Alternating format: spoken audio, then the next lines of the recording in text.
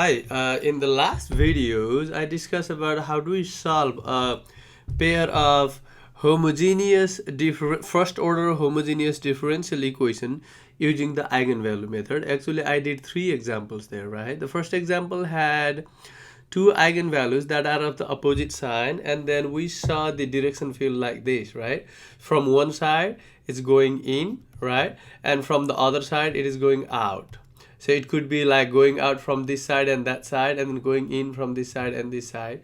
It could be one of those two, okay? So in that case, we call that this point, this point is called saddle. It's like a saddle, right? It is going up, it is going down from two sides, and going up, going in from two sides, and going outside from the other two direction, okay? So we call 0 0, that origin is the unstable, but it is a saddle point, okay? Unstable saddle. Now the another example I did was, so everything going out from all the direction, okay? The direction field was all the direction. When was that? Here the two eigenvalues have opposite sign. If both of the two eigenvalues are positive, then the direction field was like this. Okay, so in that case we call 0 0 as node. Actually, if two eigenvalues have the same sign, we call node, the origin as node, okay? And it is unstable because it is going outside, okay? And the third one that I did was both negative eigenvalues. In that case, so the direction field was going in from either of the direction, okay? Again, if since both of the eigenvalues have the same sign, negative sign, so we call that as node, but it is stable, okay? It is stable because everything is going to that point, okay? The another word that they use is, it is called nodal source, and this is called nodal sink, like this, okay guys. Now, so another example that I want to do is, if one of the eigenvalue is 0, what will happen? So the other eigenvalue could be positive or negative, okay? So if one of the eigenvalue is 0, then the other eigenvalue will be positive, either positive or negative. That is the next situation. In that case, that eigenvalue, we don't say stable or unstable, okay? We will get a whole set of eigenvalues there, okay? So let's see this example. So again, we are using the eigenvalue method. First of all, we need to find out the eigenvalue here, okay? So what is the, how do I find out the eigenvalue? Eigenvalue will be lambda squared minus the trace of that matrix A, right? What is the trace of matrix A? That will be 4 minus 6 is negative 2 lambda, right? And then plus, and then what is that? That will be the determinant of this matrix, right? So 4 times negative 6 is negative 24, and 8 times negative 3 is negative, but this is a negative multiplication, right? If you do that, you will get 0 equals to 0. So what do you get? Lambda square plus 2 lambda equals to 0. Pick lambda outside, so lambda plus 2 equals to 0. So lambda is 0, and another value of lambda is negative 2. Okay, so there are two eigenvalues. Now what we want to do is, we want to find out the eigenvector, right? For lambda equals to 0, what do you get? To find out the eigenvector, we do AV equals to lambda V, right? What is A? 4, negative 3, 8, negative 6. 8, negative 6. Lambda V is, so in the last example, I took X and Y. You can take X1 and X2, right?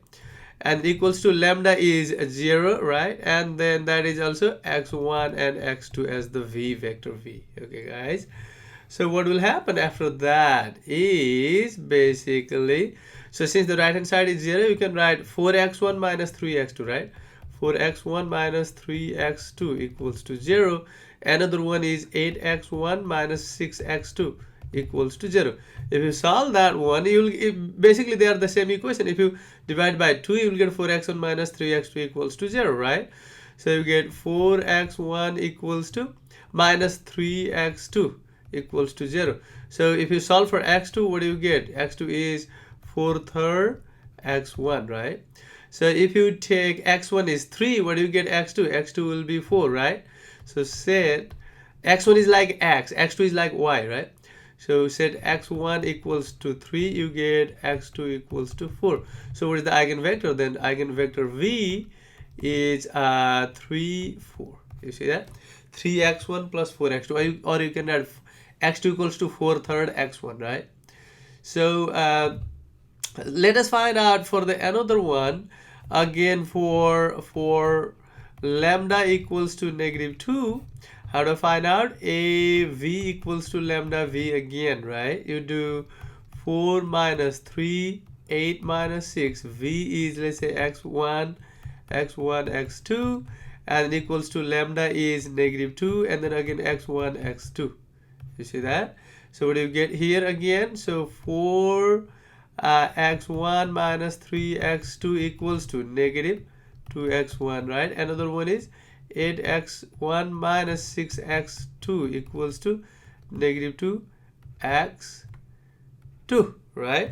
And if you take the first equation or second equation, whatever, let's take the second equation, okay? So what do you get? You get the eigenvalue. Let me do that. 8x1 equals to, if you take that to the other side, you will get -2x2 plus 6x2 will be 4x2, right? So what do you get? If you divide by 4, you will get 2x1 equals to x2. What do you get? So x2 is 2x1, right? So if you said x1 equals to 1, what do you get? We get x2 will be 2, right? So what is v in this case? The eigenvector in this case is 1, 2. Okay, guys. So here, what you can see is, you see that for lambda equals to 0, okay, for lambda equals to 0, the eigenvector is 3, 4 or 3/4, and for lambda equals to -2, eigenvector is 1, 2. Okay. Try to find out the eigenvalues there. Okay. What would be the eigenvalues? The eigenvalue will be, so you see that if you solve the first equation, because whenever you try to solve that, so if suppose you want to find out the eigenvalues there, okay, so 4x1 minus 3x2 equals to 0, because you will do x prime equals to 0, okay, so the equation will be this equals 0 and 8x1 minus 6x2 equals to 0. See, so both of these are the same equations. Basically, if you divide this by 2, you will get the same first equation, right? So if you try to solve 4x1 minus 3x2 equals to 0, what do you get? So basically you get x2 equals to 4/3 x1, okay? So basically this is the line of the critical points, basically, okay? That will be the line of the critical points. Okay, guys? So what will be the final solution? I mean, you will check this. So the next thing we want to do is, I want to find out the general solution, right? So to find out the general solution, first of all, we need to check the Wronskian, the value of the Wronskian there. So for the Wronskian, what is the solution here? So the solution is vector x equals to what? E to the lambda t, that lambda is 0 for the first one, right? So e to the, that is the same. E to the 0 will be 1, so it will be 3, 4. You see that? And for the second one, what do you think? The second one is x equals to e to the lambda t negative twice t, right? And then 1, 2. You see that? That's what it looks like. Okay. Now, what do you say about the general solution? Let me write down the general solution somewhere here, because I don't have the enough space. So the general solution, let me write the boundary here. General solution is, you say that, so the general solution is vector x equals to, it is c1 x1 vector, that will be c1 3, 4, okay, and then plus c2 e to the negative twice t, and then 1, 2, okay. So if you look at the direction field, then you can see that you see that almost half of these pointed lines are going up, and almost half of the other pointed lines are going down. What does that mean? That means you see that what is the eigenvector that corresponds to the non-zero eigenvalue. This is the non-zero eigenvalue, and this is the eigenvector that corresponds to the non-zero eigenvalue, right? So what we can say is all these pointed lines are parallel to this line. You see that? What is that line? The line is x2 equals to 2x1. That is like y equals to 2x. Okay, all these pointed lines are parallel to y equals to 2x, because you see that it is going, you see that more than half of these are going up and only few of them are going down. So it means that all these direction fields are parallel to the vector that is associated with the non-zero eigenvalue. Okay, if you look at this, if you look at these lines, you see that, see. So if you look at the solution, if you start the solution at any point, okay, then you see that those solution curves are running parallel to the the vector that is associated with the non-zero eigenvalue. That's what we can see from the direction field. Okay, let us see another example where it is slightly different. I'm not asking you to draw the direction field here, but what I'm asking here is I want you guys to solve this initial value problem where the initial condition is given there, right? And solve this initial value problem, and at the end just plot x1 and x2, okay, in the graph, and then see what happens when t tends to infinity. Okay, so where do they go when t tends to infinity? Actually, we can tell that from the sign of the eigenvalue that we learned. Okay, so if both of the eigenvalues have the same sign, same negative sign, then the equilibrium point is stable, meaning that all the solution must go to 0, 0, right? If they have positive sign, it will be unstable. If one is positive and other is negative, we call saddle, so it is unstable, right? But if one of them is 0 and the other is non-zero, then there is a single critical point. There is a line of critical point. Okay, so that line of critical point is if the other one is 0 and other is positive, then the directed line go to that line of critical point. And if one eigenvalue is 0 and the other eigenvalue is positive, then the pointed line will go away from the line of critical that points, right? And one is 0 and other is negative, then they are going to towards the line of the critical points. Okay, that is basically the idea. Okay, guys, so let us do this example and then we will see what will happen on this problem. Okay, so first of all, we want to find out the characteristic equation. What is the characteristic equation? You do lambda square, right, and then minus sum of these will be negative 3 lambda, and then so plus what is the determinant of this? It is 1 times negative 4 is negative 4, minus 3 times negative 6 is what is that? That is positive 6, right? So it will be so negative 4 and positive 6 will be 2 equals to 0, right? So what are the eigenvalues? Lambda minus, so it will be lambda, this one is basically plus, right? So lambda plus 2 and then lambda plus 1, right, equals to 0. So what are the eigenvalues? Is negative 2 and negative 1. Okay, so now how do I find out the eigenvector? For lambda equals to negative 1, what do you get? Lambda AV equals to lambda V, right? So let us write down that AV equals to lambda V.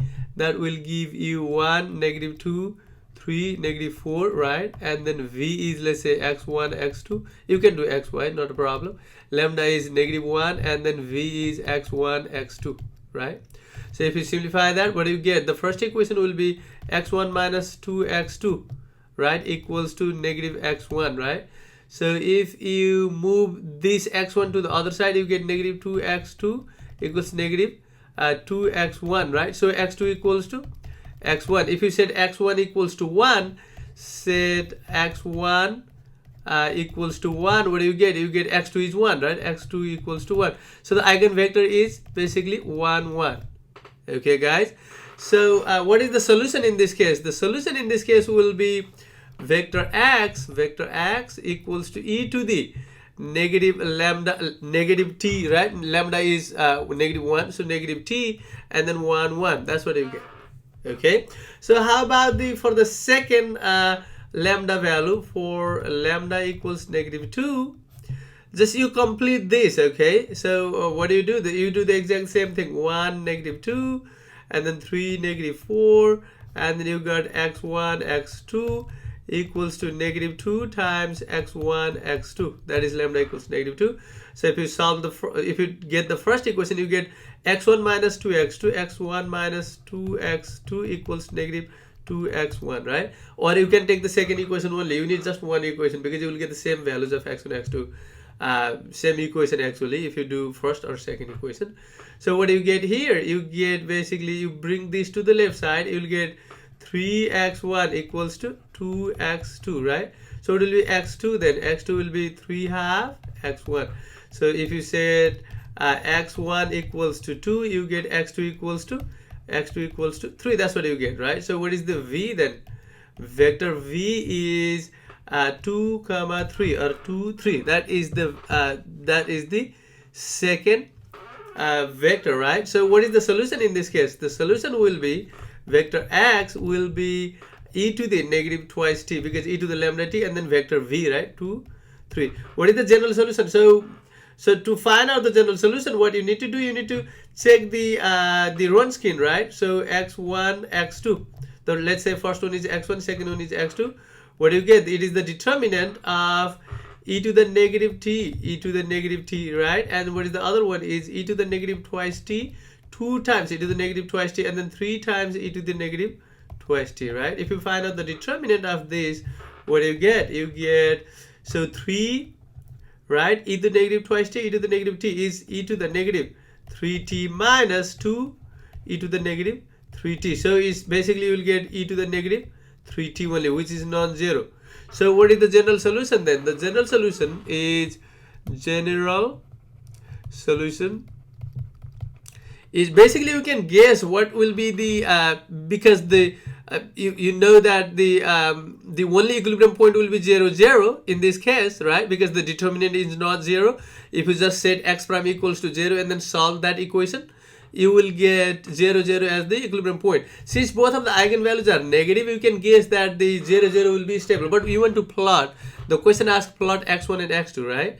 So what is the general solution here? General solution is vector x equals to c1 and then e to the negative t and then 1, 1, right? And then plus c2 and then e to the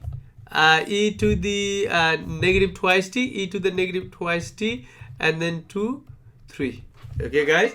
So what you want to do next? What you want to do next is you want to use the initial condition, right? So you want to use the initial condition and then find out the value of c1 and c2. Let us do that next. Okay. So let me first write down the initial condition there.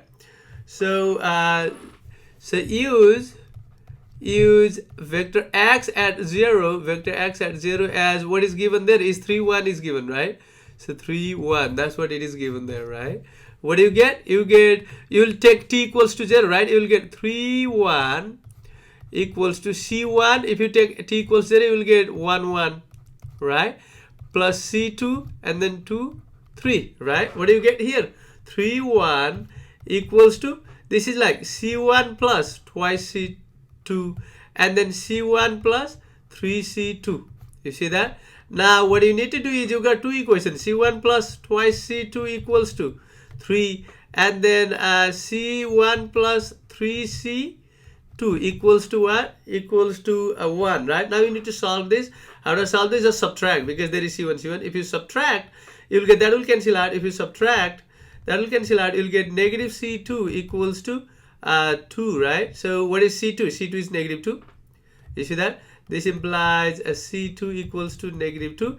Now I want to plot that negative 2 on the first equation. You get, so let me use different color for there. So that c1 plus 2 times negative 2 equals to 3. What do you get? c1 equals to 2 times negative 2 is negative 4, right? So add 4 on both sides. You will get 7. So c1 is 7, c2 is negative 2. What do you get then? Therefore, x, vector x is equals to, c1 is 7 e to the negative t, 1, 1, right? And then plus, what is 2? c2 is negative 2, right? So you can write negative 2 here. Okay, let me write down negative 2 e to the negative t and then 2 comma 3. Did you see that? Now, so this is basically vector x1 x2. You see that this is vector x is x1 x2. So you can write x1 equals to, just take the upper values only, 7 e to the negative t minus 2 times 2 is 4, right? I'm writing 4 e to the negative twice t. I think it is twice t, right? Twice t there. Okay guys, what I was doing is I was just putting there. That is the x1. What is the x2? The solution for x2 is 7 e to the negative t, right? And then minus 6 e to the negative twice t. So what you're going to do next is you want to plot x1 value and x2 value, and then you will see where the solution goes when t tends to infinity. Okay, so let me plot those values here. I'm in the Wolfram alpha. What I'm going to plot there is I want to copy those things. Okay, so let me copy those equations. So if I plot that between 0 to 10, it will look like this. You see that? I want to just see on the right side because t is considered like, let's consider that as a time. Okay, if you do that, then this is what the graph look like. And then when you increase the value of t, then this curve is going to 0. That is the first equation. Okay, how about the second equation? I want to do 7 e to the negative t minus 6. Instead of 4, there is 6. Okay, 6 e to the negative twice t. I want to see between 0 and 10 again. Okay, what do you see in that case is, if you look at the graph of the second equation, you see that the second equation is also going to 0. Okay, so you don't have to worry about plotting the 0.1 there. So what I'm going to do is I'm just plotting that curve between t equals to 0 to t equals 10. You see that when you increase the value of t, then that plot is going to 0. So from here also you can see the one way of doing that is you can see that the value of lambda both negative. That's why the 0 0, which is the only equilibrium point of this system, is stable. That means any solution wherever you start, that must go to that 0 0 equilibrium point. Another way is you can see that when I use that initial values, the given initial values there, that initial value, I actually found the particular solution of the constant c1 and c2, and I found actually x1 and x2, solution for x1 and x2. And if I plot this, I see that when t tends to infinity, that goes to 0. Another way is without drawing the graph, what happens if t tends to infinity? When t tends to infinity, you see that this term e to the negative infinity will be 0, right? So this will be 0, this will be 0. Similarly, x2 will be 0 0. When t tends to infinity, it is e to the negative infinity, which is 0. Okay, so from here also without graph also you can see that, but the question is asking draw the plot. So how was the plot look like? For x1, the plot will looking like, so it is like t and then it is like x1, it was going like this, right? It is going towards 0, right? For x2 it was similar, so t and then x2, the graph was similar, right? So it was going like that. Okay guys, so this is how we plot the solution of the initial value problem for the system. Okay guys.